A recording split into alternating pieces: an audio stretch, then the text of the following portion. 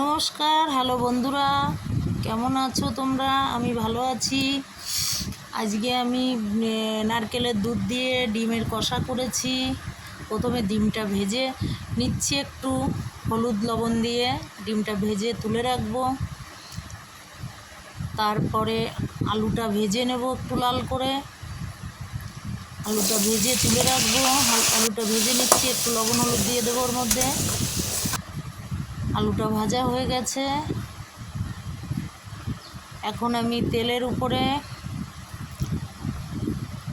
দুখানা তেজপাতা, দুটো শুকনো লঙ্কা, গোটা গরম মশলা, গোটা জিরে দিয়ে দিলাম। একটু ভাজা ভাজা হয়ে গেছে।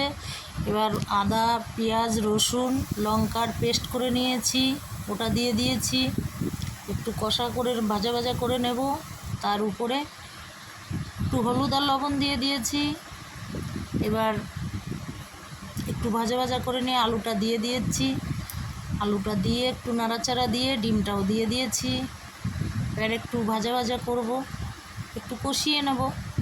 কষানো হয়ে গেলে তারপরে আমি নারকেলের দুধটা এর ভিতর দিয়ে দেব।